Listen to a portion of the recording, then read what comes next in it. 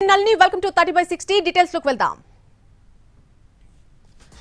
Cognizant కొత్త campus కు శంకుస్థాపన చేశారు సీఎం రేవంత్ రెడ్డి. ఈ కార్యక్రమానికి మంత్రి శ్రీధర్ బాబు, ఎమ్మెల్యే ప్రకాష్ గౌడ్ హాజరయ్యారు.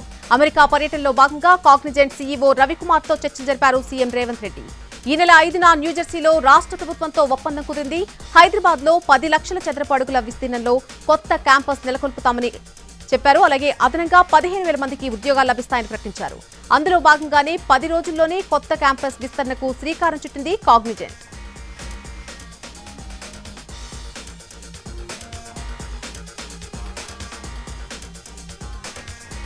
తన పోటీ ఏపీ, తమిళనాడు, కర్ణాటకతో కాదన్నారు సీఎం రేవంత్ రెడ్డి. తన పోటీ ప్రపంచంతోనే అంటున్నారు.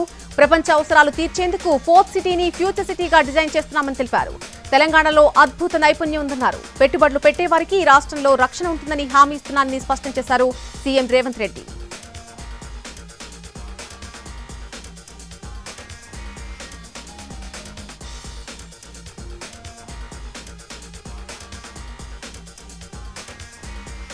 విద్యుత్ ఉత్పత్తి విషయంలో అన్ని జాగ్రత్తలు తీసుకోవాలన్నారు డిప్యూటీ సీఎం భట్టి విక్రమార్క. విద్యుత్ అధికారులతో ప్రజాభవన్లో సమీక్ష నిర్వహించిన ఆయన కొత్తగా దరఖాస్తు చేసుకున్న వారికి గృహజ్యోతి పథకం వర్తింపచేయాలన్నారు. జెన్కో నిర్వహించే విద్యుత్ ఉత్పత్తి రంగ సంస్థల్లో ఏర్పడే సాంకేతిక సమస్యల పరిష్కారానికి త్రిసభ్య కమిటీ వేయాలని సూచించారు. విద్యుత్ ఉత్పత్తి రంగ సంస్థల్లో ఏర్పడే సాంకేతిక సమస్యలను ఈ కమిటీ క్షేత్రస్థాయికి వెళ్లి అధ్యయనం చేయాలని తెలిపారు. తీసుకోవాల్సిన చర్యల గురించి నివేదిక ఇవ్వాలని చెప్పారు. ఆ నివేదిక ఆధారంగానే జెన్కో సీఎండీ నిర్ణయం తీసుకుని విద్యుత్ ఉత్పత్తికి అంతరాయం రాకుండా చూడాల్సిందిగా ఆదేశించారు డిప్యూటీ సీఎం భట్టి.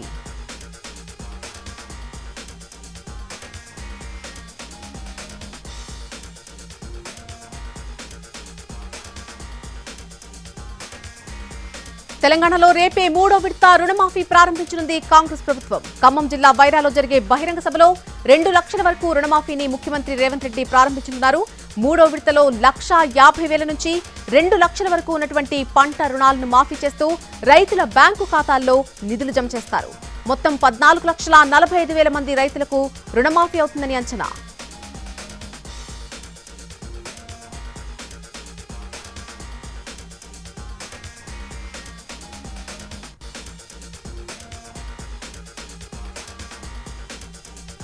పేదల ఆకలి తీర్చేందుకు అన్నా క్యాంటీన్లను మరోసారి అందుబాటులోకి తెస్తోంది ఏపీ ప్రభుత్వం. కృష్ణా జిల్లా గుడివాడలో రేపు అన్నా క్యాంటీన్ను ప్రారంభించనున్నారు సీఎం చంద్రబాబు. రాష్ట్ర వ్యాప్తంగా మరొక 99 అన్నా క్యాంటీన్లు ఎల్లుండి నుంచి అందుబాటులోకి రాబోతున్నాయి. ఆ రోజు 99 క్యాంటీన్లను మంత్రులు, ఎమ్మెల్యేలు, ఎంపీలు, ఇతర ప్రజాప్రతినిధులు ప్రారంభిస్తారు. మొత్తం 203 అన్నా క్యాంటీన్లను అందుబాటులోకి తెస్తోంది కూటమి ప్రభుత్వం. ఇందులో 180 ఇప్పటికే సిద్ధమయ్యాయి. రేపు ఎల్లుండి 100 క్యాంటీన్లను ప్రారంభిస్తారు. మిగిలిన 103 క్యాంటీన్లను సెప్టెంబర్ 5 కల్లా అందుబాటులోకి తెస్తారు. గుడివాడ రామబ్రహ్మం పార్క్ లో అన్నా క్యాంటీన్ ప్రారంభిస్తారు సీఎం చంద్రబాబు. సీఎం పర్యటన సందర్భంగా ఏర్పాట్లను పరిశీలించారు కలెక్టర్ బాలాజీ, ఎమ్మెల్యే వెనిగండ్ల రాము. అన్నా క్యాంటీన్లో పేదలకు 5 రూపాయలకే రుచికరమైన భోజనం అందించనున్నారు. ఉదయం 7 గంటల నుంచి 10 గంటల వరకు టిఫిన్, మధ్యాహ్నం 12 గంటల 30 నిమిషాల నుంచి 3 గంటల వరకు భోజనం, రాత్రి 7 గంటల 30 నిమిషాల నుంచి 9 గంటల వరకు రాత్రి భోజనం అందుబాటులో ఉంచుతారు. అన్నం, కూర, పప్పు, సాంబార్, పెరుగు, పచ్చడితో భోజనం ఉంటుంది.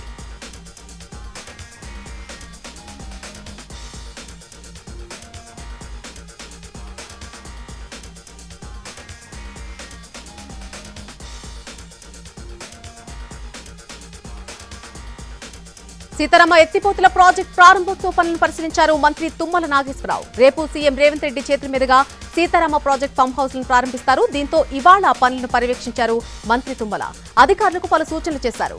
ప్రారంభోత్సవ కార్యక్రమానికి పకడ్బందీ ఏర్పాట్లు చేయాలని ఆదేశించారు.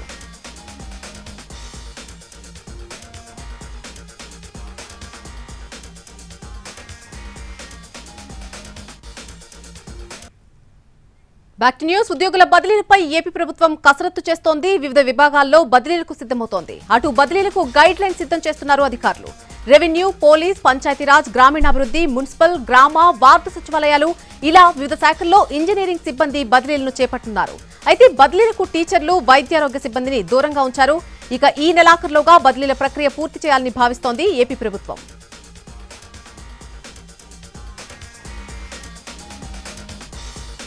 టీడీపీ కేంద్ర కార్యాలయంపై దాడి కేసులో వైసీపీ నేతల ముందస్తు బెయిల్ పిటిషన్లపై విచారణ జరిపింది ఏపీ హైకోర్టు. ఈ నెల 21వ తేదీ వరకు ముందస్తు బెయిల్ పొడిగిస్తూ హైకోర్టు ఆదేశాలిచ్చింది. తదుపరి విచారణను ఈ నెల 21కి వాయిదా వేసింది. ముందస్తు బెయిల్ కోరుతూ పిటిషన్లు దాఖలు చేశారు వైసీపీ ఎమ్మెల్సీలు అప్పిరెడ్డి, తలసిల రఘురాం, అవినాష్, నందిగామ సురేష్ కూడా.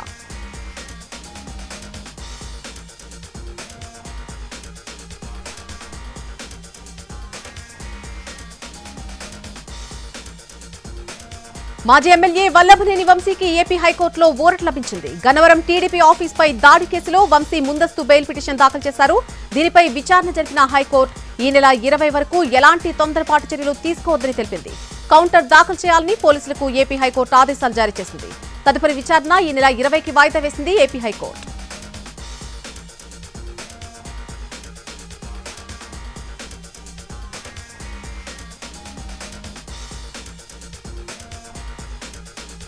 ఉమ్మడి విశాఖ జిల్లా ప్రతినిధులతో వైసీపీ అధినేత జగన్ సమావేశమయ్యారు. యలమంచిలి, భీమిలి నియోజకవర్గాల జెడ్పీటీసీ, ఎంపీటీసీ కౌన్సిలర్లతో సమావేశమయ్యి దిశానిర్దేశం చేశారు.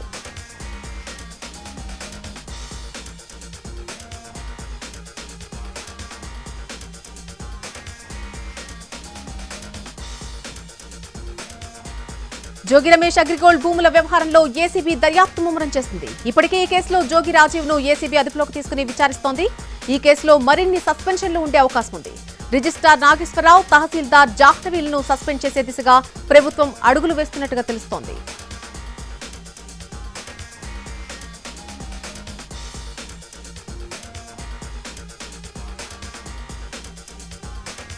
అన్నమయ్య జిల్లా పుంగనూరు ఎమ్మెల్యే పెద్దిరెడ్డి రామచంద్రారెడ్డిని అనర్హుడిగా ప్రకటించాలన్న పిటిషన్పై ఏపీ హైకోర్టులో విచారణ జరిగింది.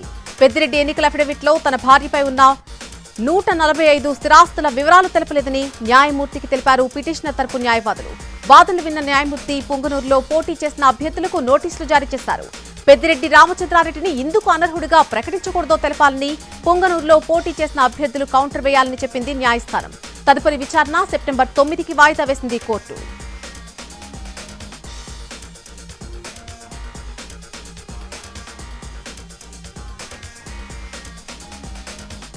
విజయసాయిరెడ్డికి అనుకూలంగా ఢిల్లీ హైకోర్టు ఆదేశాలు జారీ చేసింది. తనపై జరుగుతున్న తప్పుడు ప్రచారాన్ని నిలిపివేయాలంటూ ఎంపీ ఢిల్లీ హైకోర్టును ఆశ్రయించారు. దీంతో ఎంపీ ప్రతిష్టను దెబ్బతీసేలా ప్రసారం చేసే కథనాలపై నిషేధం విధిస్తూ ఢిల్లీ హైకోర్టు మధ్యంతర ఉత్తర్వులిచ్చింది. విజయసాయిపై తప్పుడు వార్తలను వెంటనే తొలగించాలని ఆదేశాలు జారీ చేసింది. భావ ప్రకటన స్వేచ్ఛ పేరుతో తప్పుడు కథనాలు ప్రసారం చేయవద్దని సూచించింది. ఢిల్లీ హైకోర్టు తీర్పు కాపీని విజయసాయిరెడ్డి ఎక్స్ లో పోస్ట్ చేశారు.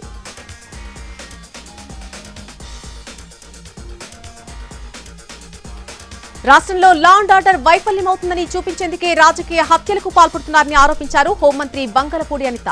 కర్నూలులో టీడీపీ నేత హత్య కేసులో నిందితులు ఎంతటి వారైనా సరే కఠిన శిక్ష తప్పదని హెచ్చరించారు. నిందితులను పట్టుకునేందుకు ప్రత్యేక బృందాలను ఏర్పాటు చేసినట్టుగా తెలిపారు ఆమె. ఇప్పటివరకు రాష్ట్రంలో 4 రాజకీయ హత్యలు జరిగితే అందులో 3 టీడీపీ నాయకుల ప్రాణాలు కోల్పోయారని చెప్పారు హోంమంత్రి. పెద్దల సభకు మచ్చ తెచ్చే విధంగా కొందరు ఎమ్మెల్సీలు ప్రవర్తన ఉంటుందని విమర్శించారు. డ్రైవర్లు, డోర్ డెలివరీ చేసిన వాళ్లు, ఫ్యామిలీ గొడవలతో రచ్చ చేసుకునే వాళ్లు, ప్రజాప్రతినిధులు అంటే జనానికి ఎటువంటి సంకేతాలు ఇస్తున్నామో చెప్పాలని ప్రశ్నించారు.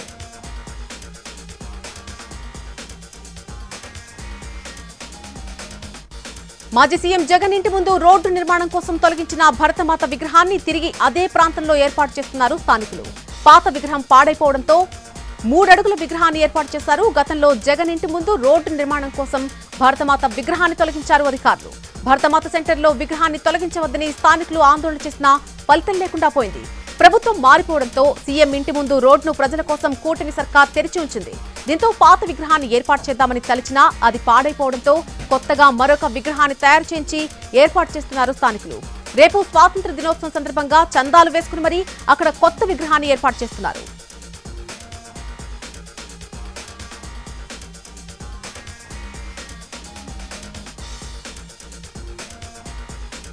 గాంధీ హాస్పిటల్లో ఆందోళన చేస్తున్న వైద్యులకు సంఘీభావం తెలిపారు మంత్రి సీతక్క. పనిచేసే ప్రదేశాల్లో భద్రత చాలా ముఖ్యమని, కోల్కతా లాంటి ఘటనలు జరగకుండా చర్యలు తీసుకుంటామన్నారు.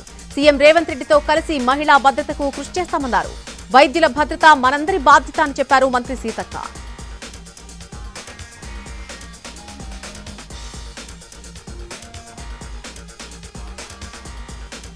వరంగల్ ఎంజీఎం ఆసుపత్రిలో జూనియర్ డాక్టర్ల సమ్మె కొనసాగుతోంది. కోల్కతాలో పీజీ వైద్య విద్యార్థినిపై అత్యాచారం, హత్య నిరసిస్తూ ఆందోళన చేస్తున్నారు. మెడికల్ కాలేజీల్లో జూనియర్ డాక్టర్లు, వైద్య విద్యార్థులకు పటిష్ట భద్రత కల్పించాలని డిమాండ్ చేశారు. సీసీ కెమెరాలను, సెక్యూరిటీని పెంచాలని, సరైన రెస్ట్ రూమ్ సదుపాయం కల్పించాలని డిమాండ్ చేశారు. డ్యూటీ డాక్టర్లపై దాడులను అరికట్టేందుకు, అత్యాచారాల నివారణకు కఠిన చర్యలు తీసుకోవాలని డిమాండ్ చేశారు.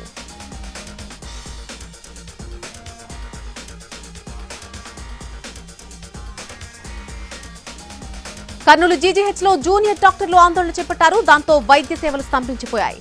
ఎమర్జెన్సీ సేవలు మినహా అన్ని ఓపీలు నిలిపివేశారు. పీజీ డాక్టర్పై పేషెంట్ బంధువులు దాడి చేశారని జూడాలు ఆందోళనకు దిగారు. జీజీహెచ్ నుంచి 3 టౌన్ పీఎస్ వరకు ర్యాలీగా వెళ్లి ఫిర్యాదు చేశారు. కలెక్టరేట్ ముందు రోడ్డుపై బైఠాయించి ఆందోళన చేపట్టారు. జూడాల ఆందోళనతో ట్రాఫిక్ మొత్తం స్తంభించిపోయింది.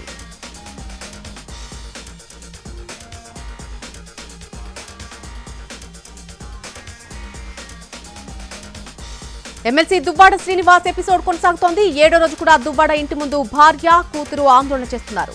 వాణి డిమాండ్లతో పెద్దలు రంగంలోకి దిగినా భార్యాభర్తల మధ్య రాజీ కుదరలేదు. దువ్వాడ శ్రీనివాస్ భార్య వాణి పెట్టిన డిమాండ్ల చిట్టాపై చర్చలు జరిగాయి. కొన్నింటికి ఒప్పుకున్నా మరికొన్ని డిమాండ్లకు శ్రీనివాస్ అంగీకరించలేదు. చర్చల తీరుపై వాణి ఆగ్రహం వ్యక్తం చేశారు.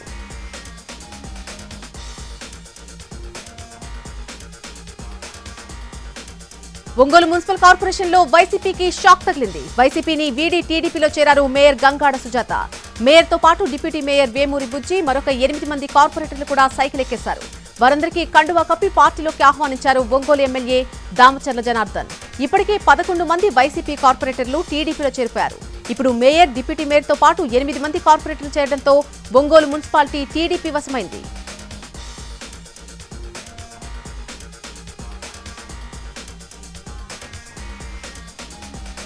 అమరావతిలో వెయిటింగ్ లిస్ట్ లో ఉన్న సీనియర్ ఐపీఎస్ అధికారులకు షాక్ ఇచ్చారు ఏపీ డీజీపీ. వెయిటింగ్ లో ఉంటూ హెడ్ క్వార్టర్స్ లో అందుబాటులో ఉండని ఐపీఎస్ లకు మెమో జారీ చేశారు. ఉదయం 10 గంటల నుంచి సాయంత్రం వరకు డీజీపీ ఆఫీస్ లో ఉండాలని ఆదేశించారు. అటెండెన్స్ లిస్టులో సంతకాలు చేయాలని సీనియర్ ఐపీఎస్ లకు చెప్పారు. మొత్తం 16 మంది సీనియర్ ఐపీఎస్ అధికారులకు మెమో జారీ చేశారు ఏపీ డీజీపీ.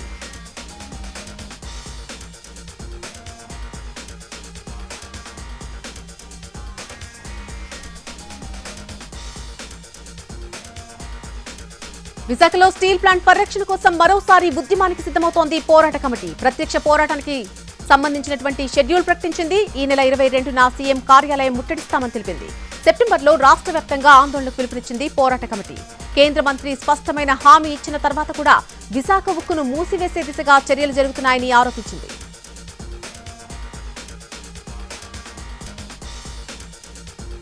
స్వాతంత్ర దినోత్సవ వేడుకల నిర్వహణకు బెజవాడలో ఏర్పాట్లు పూర్తయ్యాయి. ఇందిరాగాంధీ స్టేడియంలో నిర్వహించనున్న స్వాతంత్ర దినోత్సవ వేడుకలకు AP governor Abdul Nazeer, CM Chandrababu హాజరవుతారు. భద్రతా ఏర్పాట్లను సిపి రాజశేఖర్ బాబు పర్యవేక్షిస్తున్నారు.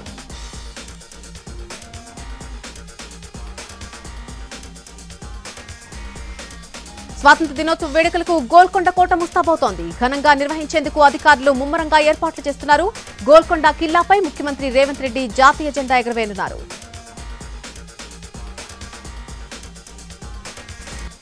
ఇవి 30/60 details. Next of the record చూద్దాం.